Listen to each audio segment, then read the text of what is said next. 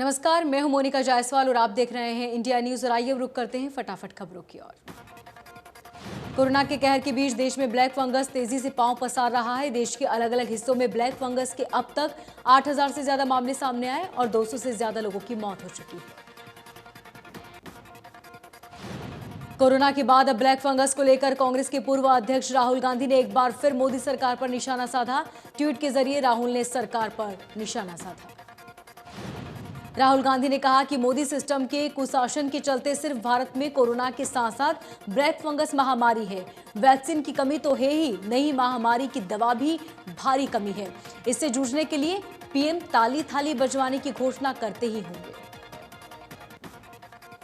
Black fungus को लेकर IMA ने गाइडलाइंस जारी की, जिसमें नाक में खून बहना, काले रंग जैसे कुछ निशान, नाक का बंद होना, आंखों के पास सूजन, सिरदर्द आदि को ब्लैक फंगस के लक्षण बताया।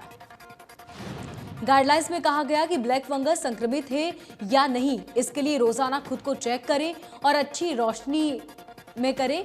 जिन मरीजों का डायबिटीज लेवल कंट्रोल में नहीं है, उन्हें ज्यादा खतरा है। किसी पुरानी बीमारी से ग्रसित या फिर कैंसर के मरीजों का इसको ज्यादा खतरा होगा। स्टेरॉइड ज्यादा मात्रा में ले रहे मरीजों को इससे ज्यादा खतरा है। कोरोना संक्रमित या फिर वेंटिलेटर सपोर्ट पर हैं, उन्हें भी ज्यादा खतरा है।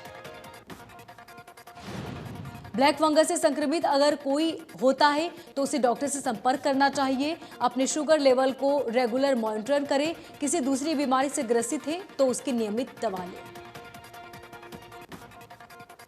देश में कोरोना महामारी में लगातार हो रही गिरावट। 24 घंटे में सामने आए 2,54,000 से ज्यादा नए केस, 4,000 से ज्यादा मरीजों की हुई मौत।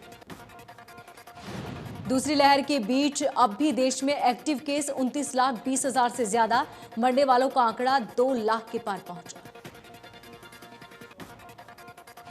महाराष्ट्र में कोरोना के केस लगातार हो रहे कम। एक दिन में महाराष्ट्र में कोरोना के 29,644 नए मरीज मिले, जबकि 44,000 से ज्यादा कोविड मरीज ठीक हुए। 1,663 मरीजों की जान चली गई। दिल्ली के सीएम अरविंद केजरीवाल ने कहा कि दिल्ली में युवाओं का वैक्सीनेशन बंद किया जा रहा है। वैक्सीन की कमी के चलते ये फैसला लिया गया। दुनिया की सबसे बड़ी टीका निर्माता कंपनी में से एक सीरम इंस्टीट्यूट ऑफ इंडिया के कार्यकारी निर्देशक सुरेश ने वैक्सीन की कमी को लेकर बने हालातों का ठीकरा सरकार के सिर फोड़ दिया है। पुणे की कंपनी के कार्यकारी निर्देशक ने कहा कि सरकार ने डब्ल्यूएचओ के दिशा निर्देशानुसार और अपने पास मौजूदा टीके के स्टॉक का आकलन किए बिना ही अलग अलग आयु वर्गों के लोगों को टीका देना शुरू कर दिया। वर्चुअल सेमिनार में सुरेश ने कहा कि देश में डब्ल्यूएचओ के निर्देश का पालन करना चाहिए और उसके हिसाब से ही टीकाकरण की प्राथमिकता तय करनी चाहिए। उन्होंने कहा कि शुरुआत में 30 करोड़ लोगों को टीका दिया जाना था, जिसके लिए 60 करोड़ खुराक की जरूरत थी, लेकिन तय लक्ष्य तक पहुंचने से पहले ही सरकार ने सभी लोगों के लिए टीकाकरण कार्यक्रम के दरवाजे खोल दिए। सीरम के कार्यकारी निर्देशक जाधव ने चेतावनी देते हुए कहा कि टीकाकरण अनिवार्य है, लेकिन खुराक लेने के बाद भी लोग संक्रमण का शिकार हो सकते हैं। प्रदेश में कोरोना के 5,000 से ज्यादा केस मिले, जबकि 13,000 से ज्यादा मरीजों की मौत हो गई। 24 घंटे में 112 मरीजों ने दम तोड़ा।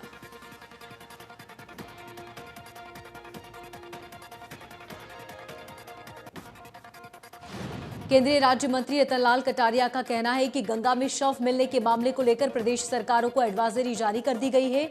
बलिया के पास पुल से शव गिराए गए, जो नमामि गंगे की धाराओं का उल्लंघन है। रतनलाल कटारिया ने कहा कि गंगा में शव बहना गैर कानूनी है। इससे प्रदूषण स्तर बढ़ता है, लोगों की आस्था पर आघात होता है। 2,525 किलोमीटर लंबी गंगा में हर रोज 20 लाख से ज्यादा लोग स्नान करते हैं। यमुनानगर में अधिकारियों की समीक्षा बैठक में हिस्सा लेने पहुंचे कटारिया ने कहा कि सरकारें संस्कार करवाने में सक्षम हैं। राज्य सरकारें मामले में संज्ञान लें और ध्यान रखें। रतनलाल कटारिया ने कहा कि सोनिया गांधी, राहुल गांधी और प्रियंका गांधी पीएम मोदी के खिलाफ जहर उगल रहे हैं, लेकिन उन्हें कोई सफलता नहीं मिल पा रही। राष्ट्रीय आपदा को भी राजनीतिक हितों के लिए इस्तेमाल करना चाहते हैं। वन एवं शिक्षा मंत्री कौरपाल गुर्जर का कहना है कि विपक्षी दल बेवजह मुख्यमंत्री और सरकार की आलोचना कर रहे हैं। धारा 144 आम जनता के लिए लगाई जाती है, न कि मुख्यमंत्री के लिए। कौरपाल गुर्जर ने कहा कि ये मुख्यमंत्री की काबिलियत है कि इतने कम समय में हालात को कंट्रोल किया। हिसार की घटना पर विपक्षी दल तर्क नहीं कुतर्क दे रहे हैं। मुख्यमंत्री अस्पतालों का निरीक्षण कर रहे हैं ताकि काम जल्दी हो सके। कौरपाल गुर्जर का कहना है कि ब्लैक फंगस से घबराने की जरूरत नहीं। प्रदेश में सभी मेडिकल कॉलेजों में 20-20 बेड ब्लैक फंगस रोगियों के लिए आरक्षित किए गए हैं।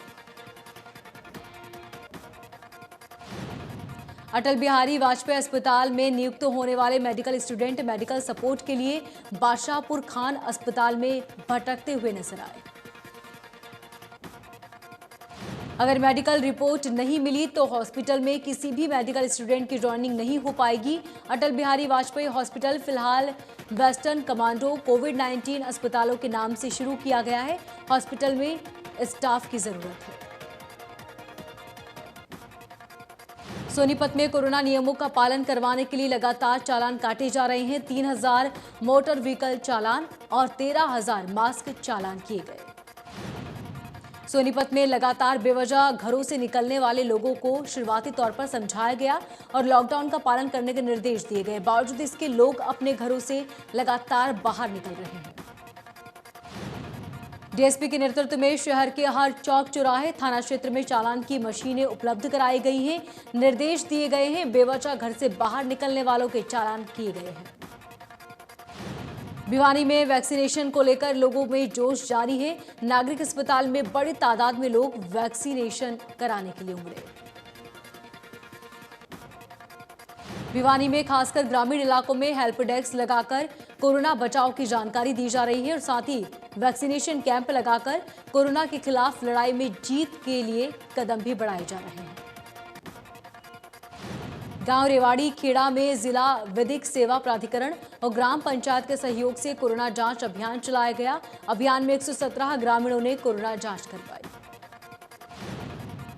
सीजेएम हिमांशु सिंह की अध्यक्षता में एडीआर सेंटर में कोविड-19 की वैक्सीन लगाने के लिए कैंप लगाया गया।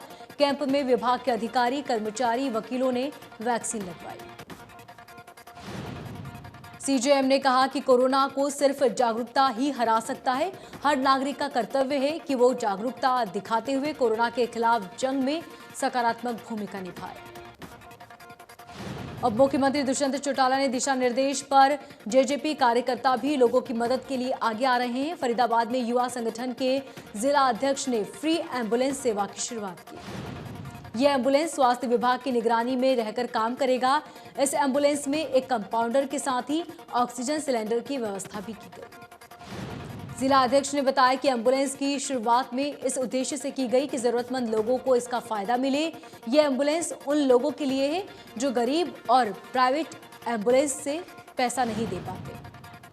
हरियाणा हेल्पिंग हैंड और व्यापार मंडल ने चरखी दादरी के सभी नाकों चौराहों पर जहां भी पुलिस कर्मियों की तैनाती की गई, वहां पहुंचकर रोज पुलिस कर्मचारियों को चाय और पानी की व्यवस्था की। हरियाणा व्यापार मंडल के जिला प्रधान ने बताया कि रेड क्रॉस वैलेंटाइन की टीम के सदस्य हैं, लोगों को जागरूक कर रहे हैं और पुलिस कर्मियों के लिए जलपान की व्यवस्था भी कर रहे हैं। कुछ समय पहले दिल्ली के सागर पहलवान की हत्या के मामले में फरार आरोपी सुशील कुमार के तार भटिंडा से जुड़े मिले। सागर पहलवान हत्या मामले में वांटेड पहलवान सुशील कुमार के पास जो मोबाइल सिम चल रहा था वो भटिंडा निवासी सुखबीर सिंह के नाम पर था। एसएसपी ने बताया कि दिल्ली के मॉडल टाउन एरिया के एसएचओ और इंस्पेक्टर समेत बड़े पुलिस अधिकारी ने सुखबीर सिंह से पूछताछ की और मोबाइल सिम के बारे में जानकारी हासिल की। आगरा के दयाल बाग कॉलोनी में रहने वाले एक बच्चे को परिजनों ने किसी बात को लेकर डांट दिया तो बच्चे ने गुस्से में घर छोड़ दिया और बल्लभगढ़ आ पहुंचा। बल्लभगढ़ बस अड्डा चौकी पुलिस ने बच्चे को संदिग्ध हालत में देखा तो पूछताछ की और आगरा से उसके परिजनों को बुलवाकर उसे सौंप दिया। परिजन ने पुलिस को धन्यवाद दिया। जांच अधिकारी का कहना है कि गश्त के दौरान उसे बस स्टैंड के पास बच्चा घूमता हुआ मिला। बच्चे से जब प्यार से पूछा गया तो उसने सारी बात बताई। पंचकुला के रामगढ़ के पास गांव बहरा में 52 साल के व्यक्ति की कसियों से वार करके हत्या कर दी गई। मृतक के भतीजे ने बताया कि झगड़ा होने पर नौकर ने हमला कर उसकी जान ली।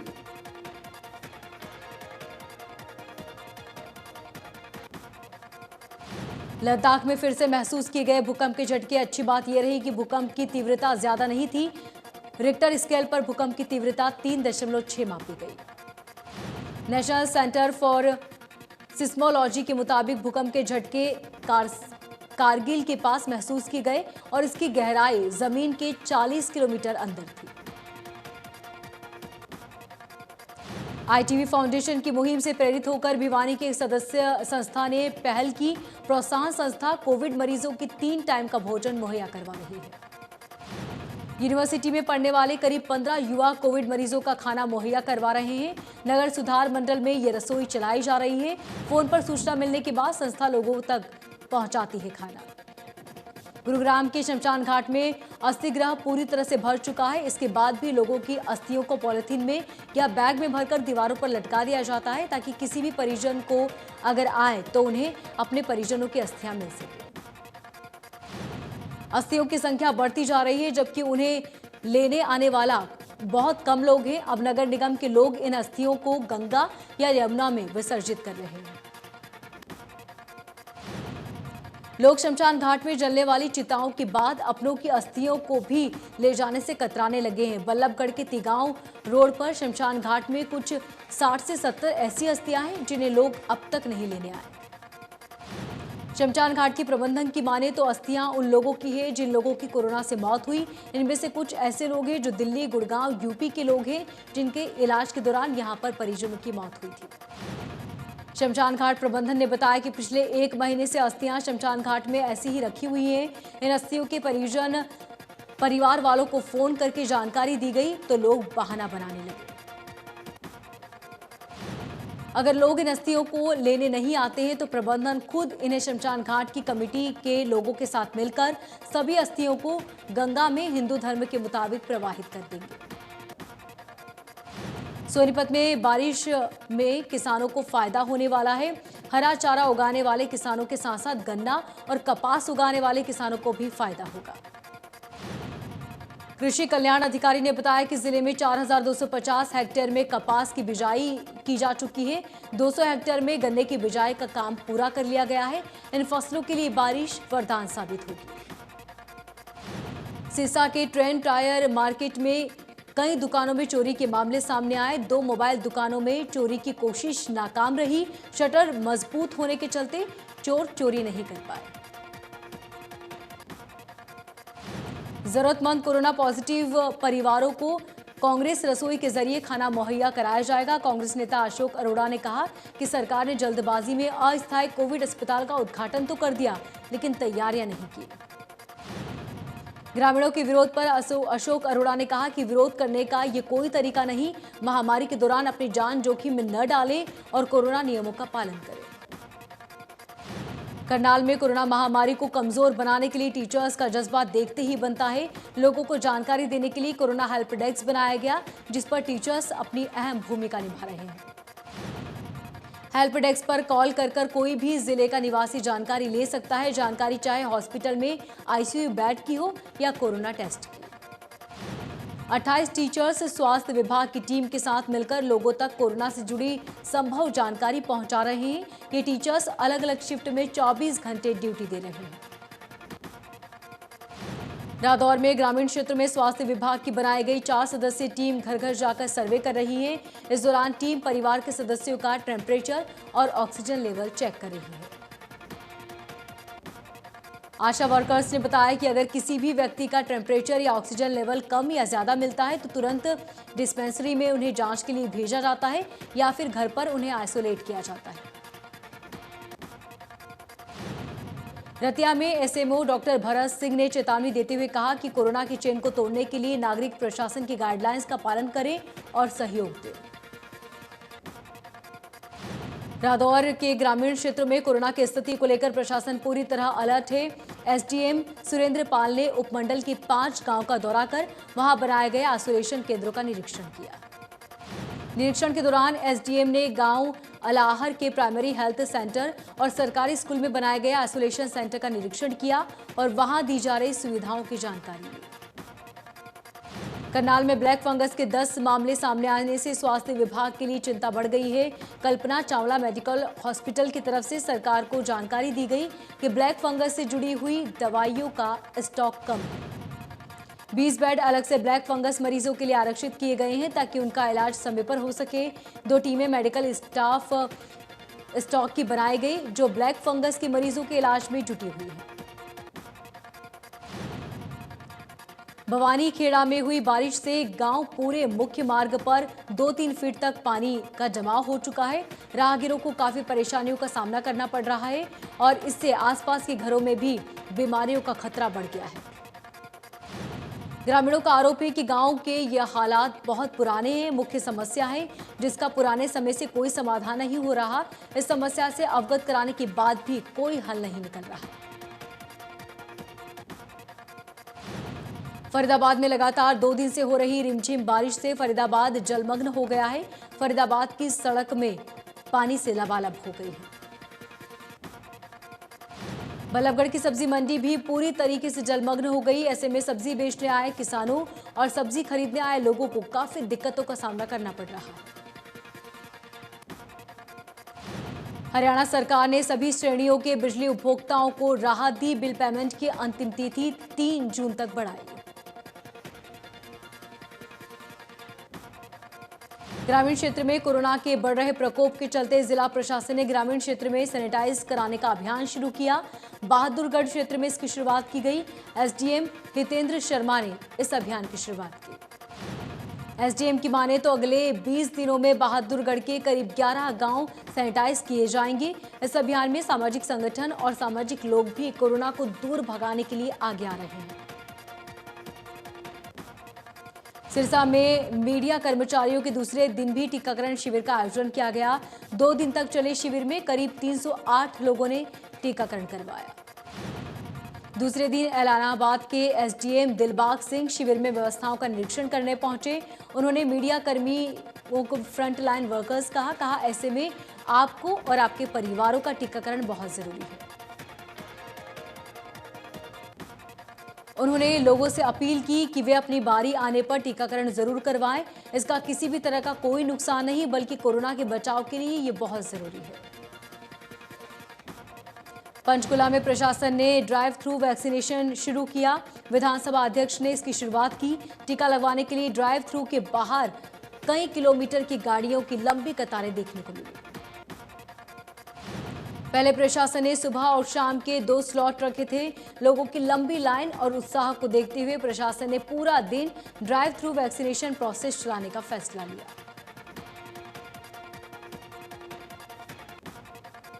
गुरुग्राम में ड्राइव थ्रू के जरिए पहली वैक्सीन की डोज लगेगी। 45 साल और उससे ज्यादा वालों को लगेगी पहली वैक्सीन की डोज। फ्रंट कर्मचारी फ्रंट सर्वे के आधार पर लग पाएगी वैक्सीनेशन की पहली डोज। गुरुग्राम सीएमओ ने जानकारी देते हुए कहा कि पोर्टल पर स्लॉट लेने की भी नहीं पड़ेगी जरूरत। ड्राइव थ्रू के जरिए इससे पहले सिर्फ दी गई थी दूसरी डोज। शनिवार और रविवार को शहर के मॉल में लगेगी वैक्सीन। शनिवार को डीएलएफ सिटी सेंटर में लगेगी वैक्सीन। रविवार को मॉल में पहली डोज दी जाएगी। ड्राइव थ्रू में दोनों दिन लगाई जाएगी वैक्सीनेशन और कोविशील्ड की वैक्सीन। गुरुग्राम को 6 लाख से ज्यादा लोगों को वैक्सीन लग चुकी है। हरियाणा पंजाब समेत 7 राज्यों में ब्लैक फंगस महामारी घोषित। मेडिकल कॉलेजों में रिजर्व किए गए 20-20 बेड। प्रदेश में अब तक करीब 300 केस आए सामने। भवानीपुर सीट से उपचुनाव लड़ेगी ममता बनर्जी। टीएमसी विधायक भोमन देव चटर्जी देंगे इस्तीफा। नंदीग्राम से ममता बनर्जी को मिली थी हार। देश में अब तक लगभग 18 करोड़ 70 लाख के वैक्सीन की डोज लग चुकी हैं, जिनमें से 14 करोड़ 46 लाख लोगों को पहला डोज और 4 करोड़ 24 लाख लोगों को दूसरा डोज भी लग चुका है। स्वास्थ्य मंत्री हर्षवर्धन के अनुसार भारत सरकार इस साल के अंत में 267 कोविड करोड़ कोविड के 19 वैक्सीन की खुराक खरीद लेगी, जिसके बाद कम से कम अपनी पूरी वयस्क आबादी टीका लगने की स्थिति में होगी। स्वास्थ्य मंत्री के अनुसार 51 करोड़ कोविड वैक्सीन की खुराक लगाई जुलाई तक और 216 करोड़ अगस्त के दिसंबर के बीच लगाई जाएगी। हर्षवर्धन ने बताया कि कोरोना महामारी की शुरुआत में सिर्फ एक कोविड टेस्टिंग लैब थी, लेकिन आज पूरे देश में 2000 से ज्यादा टेस्टिंग लैब है। आज भारत की 25 लाख लोगों का कोविड टेस्ट कराने के लिए क्षमता है।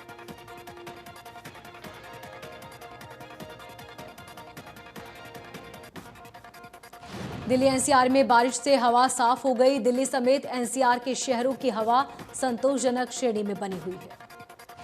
इससे पहले पिछले साल सितंबर और अक्टूबर में हवा की स्थिति ऐसी थी।